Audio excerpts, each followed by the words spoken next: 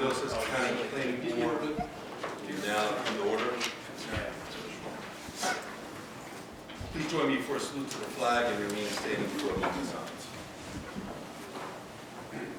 Pledge allegiance to the flag of the United States of America, to the republic for which it stands, one nation, under God, indivisible, with liberty and justice for all.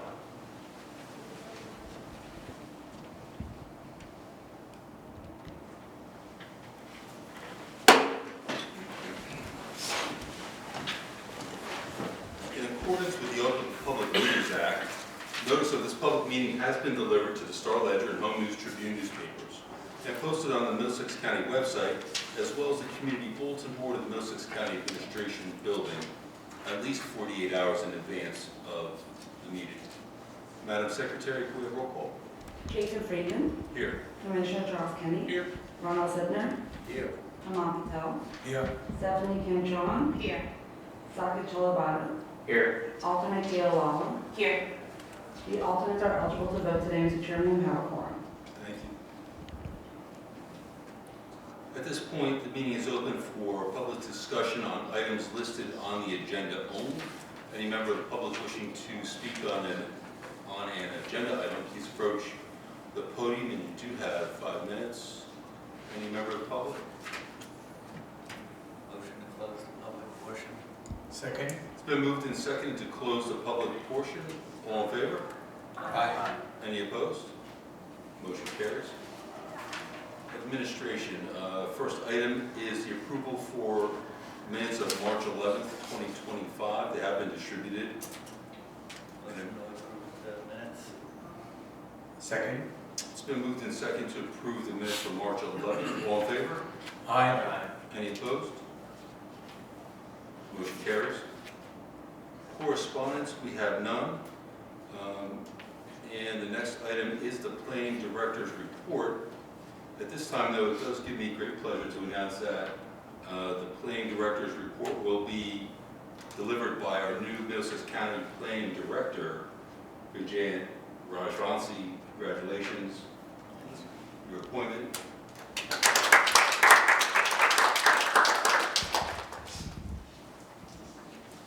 Thank you, Mr. Commissioner.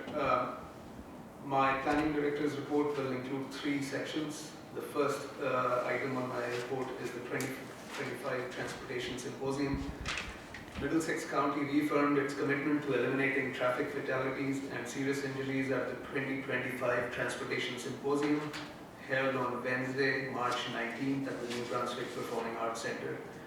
The event, hosted by Middlesex County Board of County Commissioners and the Middlesex County Department of Transportation, brought together a diverse group of stakeholders to discuss and collaborate on critical transportation initiatives with a strong focus on the county's Vision Zero action plan.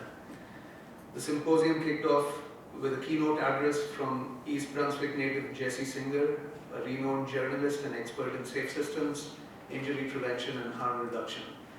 Singer, who's the author of the book There Are No Accidents, The Deadly Rise of Injury and Disaster, Who Profits and Who Pays the Price, shared valuable insights on improving road conditions to mitigate traffic fatalities. This was a very well-attended event, Mr. Chairman, and I think it was a success in its purpose. The second item on my report is the New Jersey State Plan cross-acceptance process, as I presented at the last meeting. The initial public meeting for the state plan cross-acceptance process was held on March 24th. It was attended by many of the municipalities within the county. Subsequent to that, we held 3 training sessions with the municipalities who have assigned representatives to the municipal cross-acceptance response committees. These meetings were held on April 1st, 3 p.m., April 3rd, 10 a.m., and April 3rd, 3 p.m. It was very well attended. 12 municipalities participated in these meetings, and as of now, our team and the consultants will be working with the municipalities to help them fill out the cross-acceptance response templates and make edits to the policy maps as provided by the state. Third item on my report are the road safety audits. We have been working on 5 road safety audits within the county. The corridors include CR 673, Ernston Road in Sayreville and Old Bridge, CR 529, Stelton Road in Piscataway, South Plainfield, CR 617, Riders Lane in Milltown, East Brunswick, CR 653 in Amboy Avenue in Perth Amboy, and CR 529 in Plainfield Avenue in Edison. As part of the road safety audits work, 5 open houses and pop-up events are planned throughout April. One of them is this evening on Stelton Road at the Eisenhower Elementary School. Following that, there are 4 more events. The second event is at Cedar Village Clubhouse in East Brunswick for the Riders Lane corridor on April 10th. Amboy Avenue at the Easter egg hunt in Perth Amboy on April 19th. Plainfield Avenue at the Edison Public Library on April 24th, and Ernston Road at the Sayreville Public Library on April 26th. That's my report, sir. Thank you very much. Any questions for the planning director on his report? So BJ, the road safety audits open the door for grant applications, correct? That is correct. Yes, so the recommendations that come out of the road safety audits, at this point we are seeking public input, public comment on the recommendations that have come out, and subsequently, once approved, these applications enable us to go after federal and state monies for roadway improvements with the road safety audits functioning as the base work already completed. And PJ, what was the date for Plainfield Avenue, Edison? Plainfield Avenue was April 24th. It's an open house at the Edison Public Library from 6 to 8 p.m. Yeah. Thank you. Any other questions for the planning director on his report? Thank you very much. A motion would be in order to accept the report. So moved. Second. Moved in second to accept the report of the planning director. All in favor? Aye. Any opposed? Motion carries. Old business, we have none. New business, no action items. We do have a development review committee report by Katie. Hey, good afternoon, everybody. My name is Katie Pinello of the Office of Planning. I'm going to briefly go over for you the March DRC report, which can be viewed on page 13 of your packets if you wish to follow along. Starting with table 1 on the monthly agenda, applications on the monthly agenda shows that there were 12 applications on the March agenda, 1 minor subdivision, 5 site plans, and 6 extensions. You can also see that in March 2024, there were 25 applications on the agenda, so about twice what we saw in March of this year.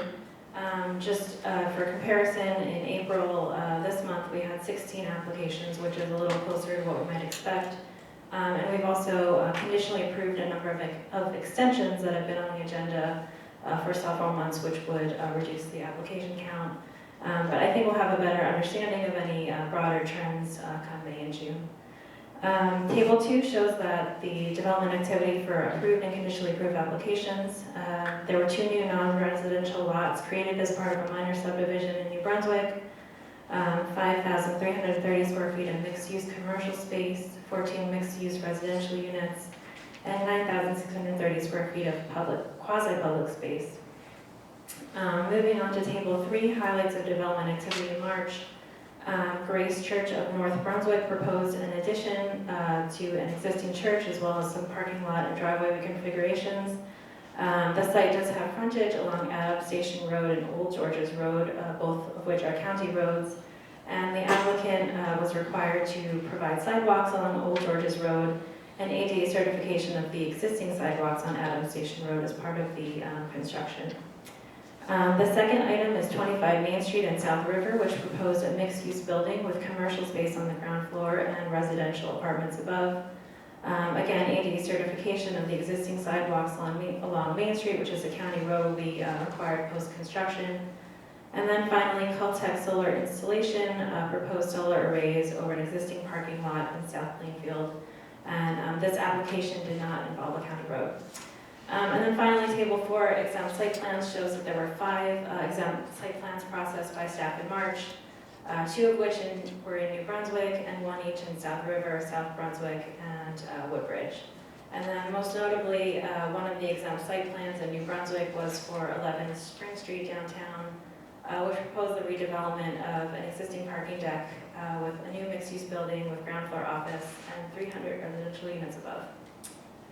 And that's all I have. Does anyone have any questions? Any questions on the Development Review Committee report? No? Motion be in order to accept the report? So moved. Second. Moved and seconded to accept the Development Review Committee report. All in favor? Aye. Any opposed? Motion carries.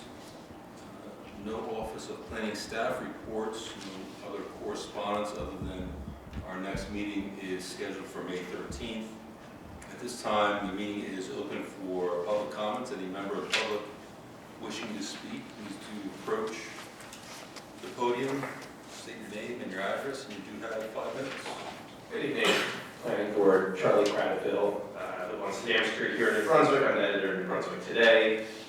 Have a camera here recording to share out the video with our audience on YouTube. And I want to start with a couple of questions. First would be on that 11 Spring Street in New Brunswick. Why is it exempt? Why is the application for 11 Spring Street exempt? Is that- I'm going to guess it's a Rutgers facility. I don't know the answer to that. Rutgers, certain public entities are exempt from our review. Is that correct? Actually, it's Katie, you want to do it? Well, it's not on a county road, and it's less than an acre. Got it. So by virtue of those two things. And that's a technical exemption. Understood. I also wanted to ask, obviously we were here for the Development Review Committee at 3 p.m. Are there other committees of the Planning Board that are still active and have meetings, or is that the only committee?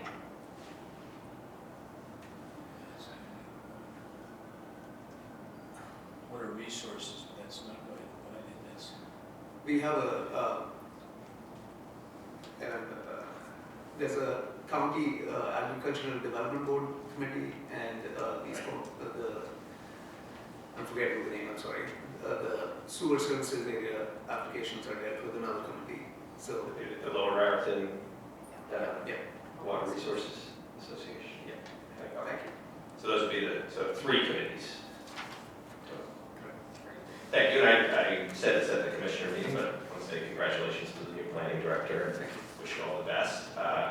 Had the pleasure of being at the symposium and getting to record the keynote speaker. I thought it was excellent, and really applaud everyone who was involved in putting that together. It was great to see a journalist highlighted and being the featured speaker, and I thought the message was a message that folks needed to hear. Also pleased to see public meetings on the road safety audits, and I appreciate them being read aloud so that folks who watch our video are able to know about those opportunities and speak. I really am pleased to see those things moving forward, and I still think you can do better. I know I brought up some suggestions about how the meetings could be more accessible, and I do want to encourage you to take action to make that happen.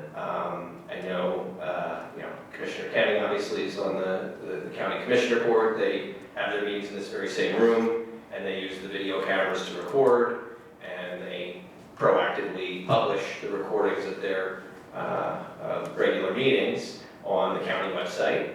That would be one way to make the meetings more accessible. I know Commissioner Kim Chohan is a council person in her community, and the borough there offers remote access, Zoom, so folks can easily, using a mobile phone or a computer, participate in the meeting, watch the meeting, and be called on, just like I'm doing now, to make some comments and ask some questions. And I think that that's a good thing that can be done. I think I recall Mr. Khan joining one of these meetings remotely, and don't see why that opportunity couldn't be shared with the public as well.